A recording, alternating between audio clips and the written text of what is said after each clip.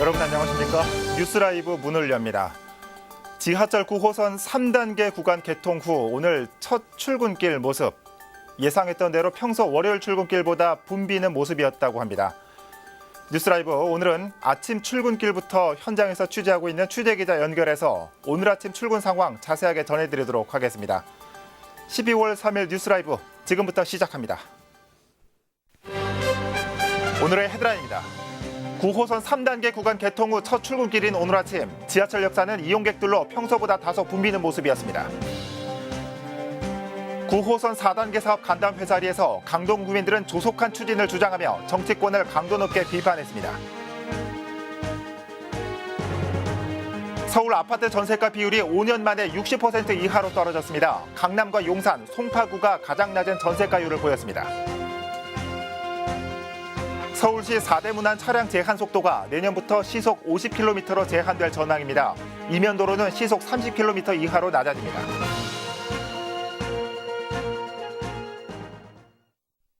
지난 토요일이었죠. 지하철 9호선 3단계 연장 구간이 개통됐습니다.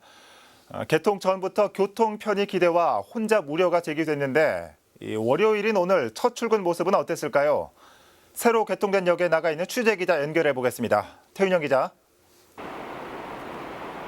네, 저는 9호선 한성백제역에 나와 있습니다. 네, 지금 이 시각은 좀 한산한 모습을 보이네요. 지난주 토요일 개통됐지만 오늘 첫 출근을 맞이했죠.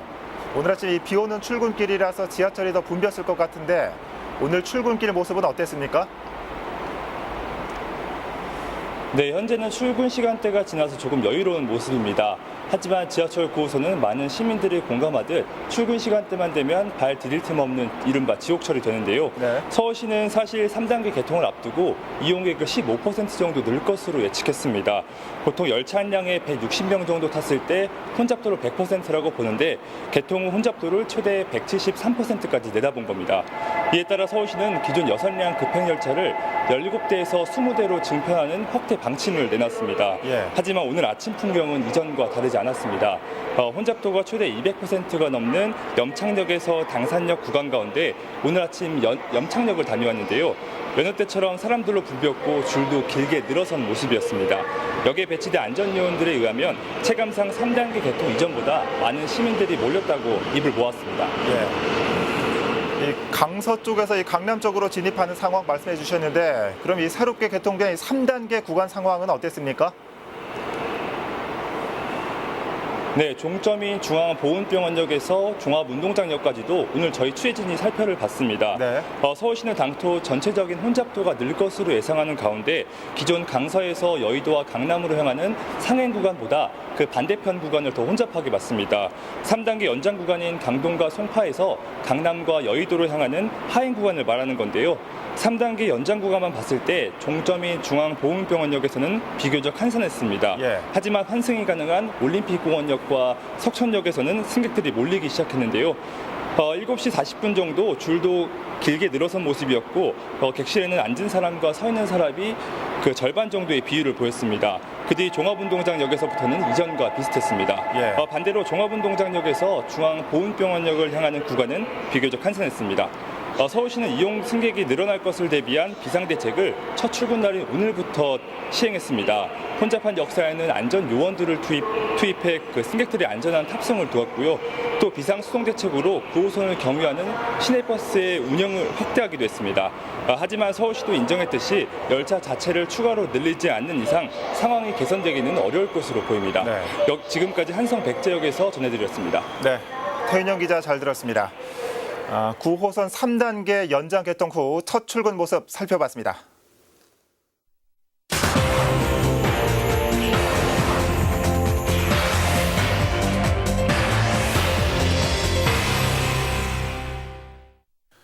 네, 앞서 보신 것처럼 지하철 9호선 3단계 구간이 오랜 진통 끝에 개통했습니다.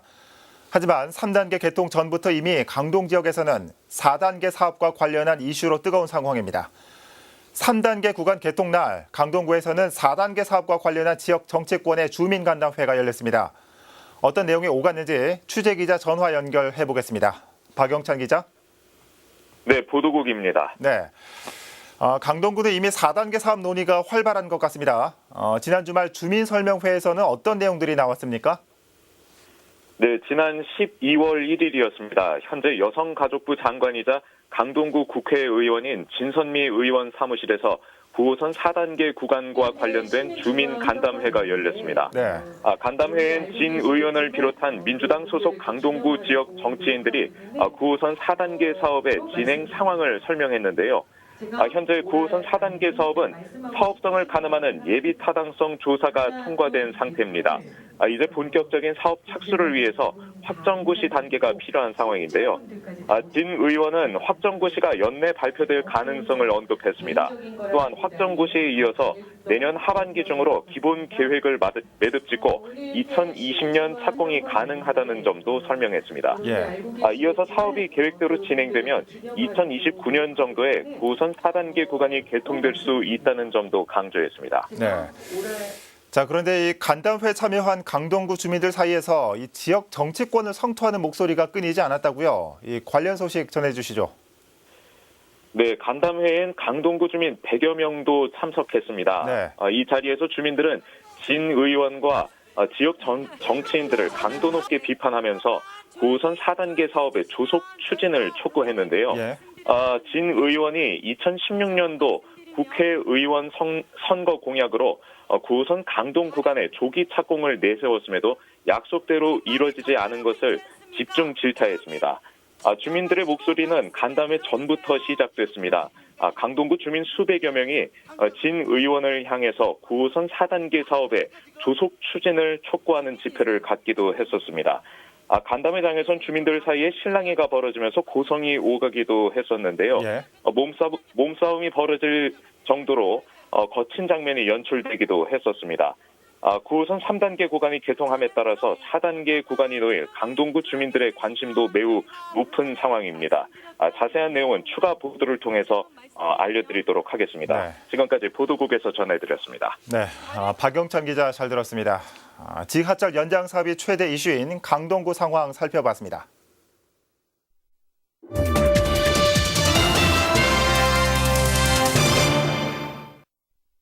서울 아파트 매매 가격 대비 전세값의 비율이 5년 2개월 만에 60% 아래로 떨어졌습니다.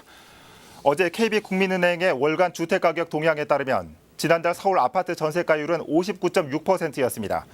이는 지난 2013년 9월 이후 처음으로 60% 아래로 떨어진 것으로 지역별로는 강남구 전세가율이 48.7%로 가장 낮았고 용산구 49.2%, 송파구 50% 순이었습니다.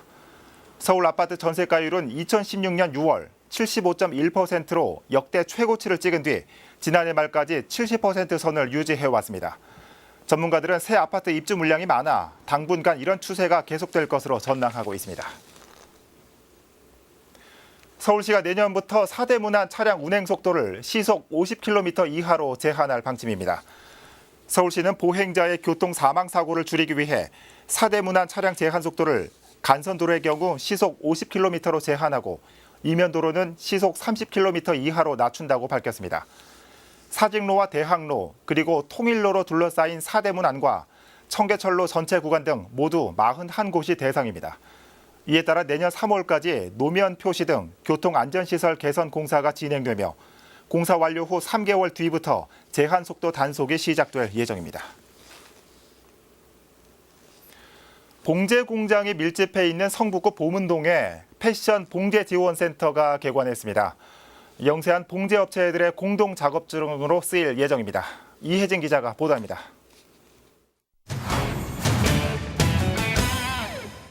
성북구 장이동과 보문동 일대에 밀집해 있는 봉제 업체. 이들은 대부분 10인 미만의 소규모 사업장을 운영하고 있습니다. 때문에 작업 공간이 좁고 고가의 장비를 마련하지 못해 어려움을 겪고 있는 상황. 이런 영세한 봉제 업체를 돕기 위해 패션 봉제 지원센터가 문을 열었습니다. 우리 보문동, 삼선동, 안암동 이 일대에 많은 업주분들을 위해서 공동 작업장을 이렇게 만드는 거예요. 근데 충분히 잘 활용을 해서 좀 다른 제품, 다른 브랜드와 경쟁력에서 우리가 살아날 수 있는, 이겨낼 수 있는 이런 기반 구축하는 것이 중요하죠, 지금부터. 20억 원이 투입된 패션 봉제 지원센터는 지상 4층 건물로 지어졌습니다. 가장 눈에 띄는 건 공동 작업장. 디자인부터 봉제 작업까지 한 번에 진행할 수 있는 장비가 자리 잡고 있습니다. 10인 미만의 의류 제조 업체는 누구나 무상으로 이용이 가능합니다. 건물 1층엔 공동 전시 공간도 마련됐습니다. 소규모 업체들이 직접 만든 의류 제품을 전시하고 판매까지 할 수 있는 공간입니다. 또한 이곳에선 패션 봉제업에 관심이 있는 구직자들에게 특수 봉제 심화 교육도 실시할 계획입니다. 교육 수료자들에게 사무실을 무상으로 제공하거나 청년 구직자들의 경우 인큐베이팅 사업을 연계해줄 방침입니다. 기술직이라는 게 단순 노무하고 기술직하고는 다르거든요. 습득할 수 있는 기간이 필요한데 그걸 저쪽에서 협회 쪽에서 현재 운영하고 있는 거는 3개월짜리 코스예요. 전부 다. 그래서 이쪽에서는 거는 1년 이상의 코스를 잡아서 교육 사업을 해야 되는 그런 입장들이거든요. 한편 성북구는 소규모 업체들이 공동 작업을 통해 원가를 절감하고 생산성을 높일 수 있을 것으로 기대하고 있습니다. 딜라이브 서울 경기 케이블 TV 이희진입니다. 미세먼지에다 황사까지 이 공기 상황이 최악인 계절이 돌아왔습니다. 정부에서는 대책 마련에 부심하고 있는데 이 자치단체에서도 도로변이나 공사 현장 같은 생활 속 미세먼지를 잡기 위한 대책을 속속 마련하고 있습니다. 지혁배 기자입니다.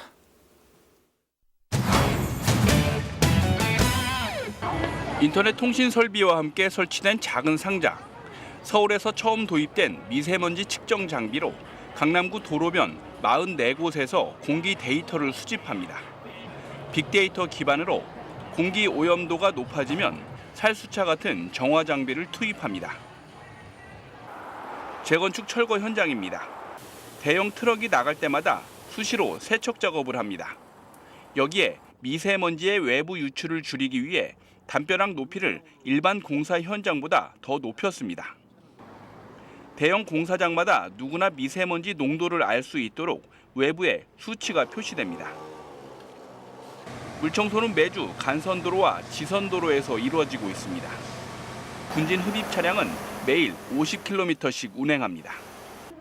올해 안에 지역 내 29개 모든 초등학교에, 내년에는 225개 어린이집 실내에 미세먼지 신호등과 알림이가 설치됩니다.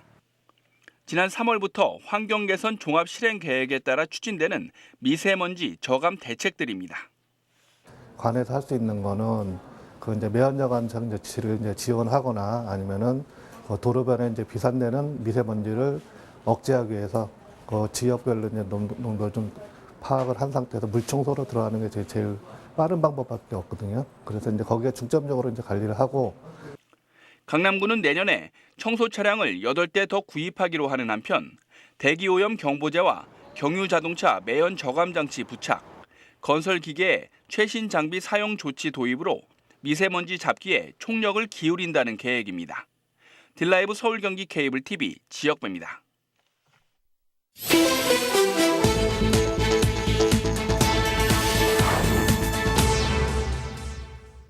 지난 1일 오전 8시쯤 마포구 상암동의 도로에서 버스 화재가 발생했습니다.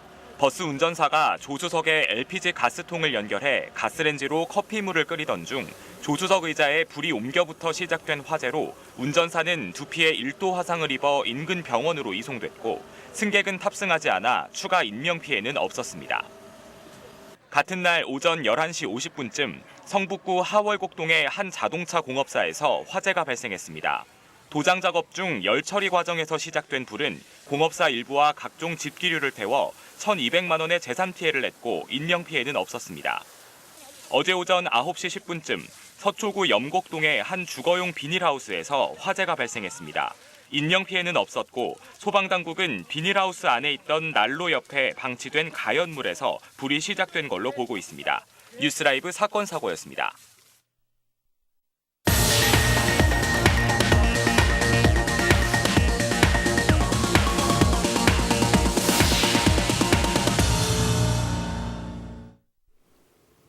서울시가 지난 7월 용산구 효창동에 이봉창 의사의 집터를 알리는 표석을 세웠는데 그 위치를 찾기 어렵다는 소식 얼마 전에 전해드렸습니다. 그런데 이번엔 이봉창 의사를 비롯해 백정기 의사와 조성환 선생에 관한 일부 정보가 잘못 알려지고 있는 사실이 확인됐습니다. 이재용 기자입니다. 한국어를 비롯해 4개 국어가 지원되는 자동 음성 안내 시스템입니다. 자동 음성 안내 시스템을 이용하면 지리선열과 안중근 의사에 대한 정보를 확인할 수가 있는데요. 문제는 일부 정보가 잘못 명시돼 있다는 점입니다. 일본 천황을 처단하기 위해 폭탄을 던졌던 이봉창 의사는 본적인 용산구 효창동 118번지가 출생지로 잘못 표기돼 있습니다. 출생지는 본인이 일본에서 신문 조서를 받을 때 밝힌 것으로 보면은 서울 원정이라고 지금 원효로죠. 원정 이종목 번지불상 이렇게 돼 있어요. 청산리 전투의 주역 중 한 명인 청사 조성환 선생의 출생지는 현재 서울 낙원동으로 나와 있는데 이 역시 잘못된 정보입니다. 여주에 가면은 조성환 선생 생가라고 해가지고 여주에서 자랐다는 것은 우리 종족은 다 아니까 직계 후손들이 살아 계셨다면은 아마 그런 일은 없었을 겁니다. 그나마 항의운동을 벌였던 구파 백정기 의사는 324 묘표 지판과 효창원 의열사 리플릿에 적힌 출생지가 전북 정읍에서 올해 부안으로 수정됐습니다. 부안군청이 보낸 요청에 따른 건데 하지만 여전히 묘비엔 백정기 의사의 출생지가 전북 정읍으로 표기돼 있습니다. 묘비를 백범 김구 선생이 직접 세워 역사적 가치가 있다는 용산구의 판단입니다. 하지만 용산구는 신뢰할 만한 기관의 사료 고증이 있다면 수정하겠다는 입장입니다. 기준점을 찾을 필요는 있으리라고 생각이 되고요. 보훈처라든가 이런 데서 명확한 고증 자료를 바탕으로 해서 그런 내용을 알리게 되면은 전국 어디에서나 그런 내용을 기준으로 해서 정비가 되리라고 생각이 됩니다. 현재 국가보훈처에서 공개하고 있는 선열들의 출생 정보 역시 잘못 기재되어 있는 상황입니다. 역사는 기록에서부터 시작되는 만큼 아무리 작은 기록이라도 바로 잡지 않으면 쌓이고 쌓여 나비 효과로 되돌아올 수 있습니다. 선열들의 잘못된 출생 정보를 시급히 정비해야 하는 이유입니다. 딜라이브 서울 경기 케이블 TV 이재용입니다. 매년 겨울이면 울리는 구세군 종소리에 좋은 일에 쓰이길 바라는 마음으로 기부해 보신 적 있으실 겁니다. 서울의 한 자치구에서는 모금 캠페인이 마련됐습니다. 따뜻한 정을 나누기 위한 행렬로 벌써부터 마음을 훈훈하게 하고 있습니다. 오신영 기자입니다. 그동안 차곡차곡 저금통에 모아둔 돈을 저마다 한 손 가득 들고 있는 아이들. 고사리 같은 손으로 조심스레 기부함에 내려놓습니다. 어느새 기부함은 수북해져 아이들의 저금통으로 가득합니다. 지역 내 150여 곳의 어린이집에서 500여 명의 아이들이 취약계층을 돕기 위해 십시일반으로 모은 성금입니다. 지역 정치인과 지역 주민들도 기부 행렬에 동참하며 따뜻한 정을 나누고자 하는 마음은 끊이지 않습니다. 서대문구에서는 올해 성금과 성품으로 8억 9천여만 원을 마련해 지역 내 저소득 주민들에게 전달하겠다는 목표입니다. 작년에도 저희가 12억 원을 모금할 정도로 우리 서대문구 주민들이 여러 가지의 따뜻한 정을 베풀어 주셨습니다. 오늘 행사를 또 시작으로 겨울 정말 우리 어려운 이웃들 따뜻하게 겨울 날 수 있도록 많이 성원해 주시기 바라겠습니다. 한켠에선 서대문 노인종합복지관과 이대 복지관 등 7개 복지기관에서 참여한 바자회도 마련됐습니다. 기업과 개인이 후원한 물품부터 복지기관에서 직접 만든 제품도 선보여 좋은 일을 함께 나누고자 하는 마음도 이어졌습니다. 저희 기관에서 이제 훈련생분들이 제작하고 있는 가죽 제품도 같이 판매를 하러 나왔습니다. 오늘 판매되어진 이제 수익금은 저희가 이제 혼자 사시는 청각장애인 어르신분들이나 아니면 이제 청각장애인 아동들 그런 여러 가지 청각장애인 사업에 사용되어질 계획이고요. 희망온돌 따뜻한 겨울나기 모금은 오는 2월 19일까지 이어질 계획입니다. 모금 기간 내 성금과 성품 전달을 희망하는 경우에는 서대문구 복지정책과 또는 사회복지 공동모금회로 문의하면 됩니다. 딜라이브 서울 경기 케이블 TV 오신영입니다. 억대 뇌물을 챙긴 혐의로 기소된 전 성북구의회 정형진 의장의 실형이 확정됐습니다. 대법원은 특정 범죄 가중처벌 등에 관한 법률상 뇌물 및 변호사법 위반 혐의로 정형진 전 의장에게 상고심에서 징역 5년 2개월과 벌금 1억 5천만 원을 선고했습니다.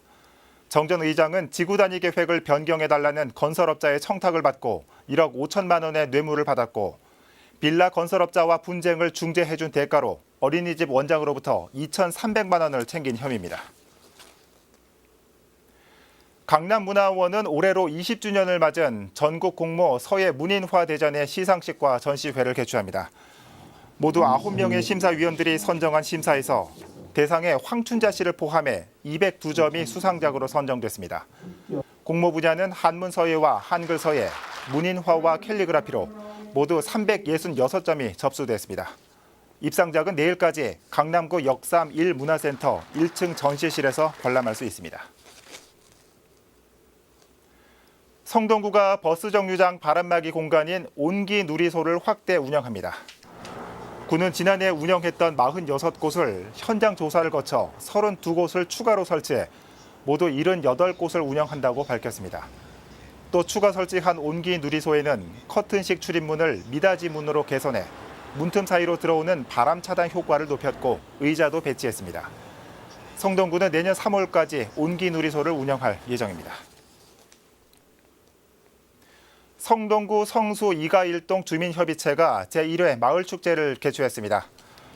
마을축제에서는 골목자치 활성화 사업 홍보 캠페인과 지역 자원봉사자들이 운영하는 수제 비누와 수공예 팔찌 만들기 체험을 진행했습니다. 더불어 그릇과 인형 등을 파는 아나바다 장터와 먹거리 장터도 마련됐습니다. 한편 이번 행사를 주관한 성수 2가 1동 주민협의체는 지난 1년간 쓰레기 무단 투기 단속 CCTV를 설치하고 주민센터 앞 화단을 허브 정원으로 꾸미는 등의 성과를 냈다고 전했습니다.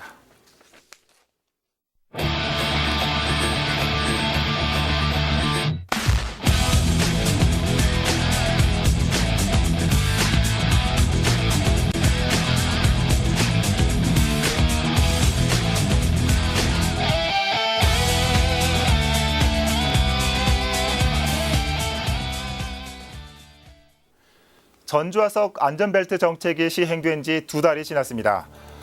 계도 기간이 끝난 뒤 어제 경찰이 불심 검문을 해보니까 상당수가 몰랐다는 반응이었습니다. 범칙금 3만 원, 계도 기간이든 아니든 차에 타고 문을 닫으면 안전벨트를 매는 건 습관이 돼야 할 겁니다. 이달까지 특별 단속은 계속된다고 합니다. 뉴스 라이브 마칩니다. 시청해 주셔서 고맙습니다.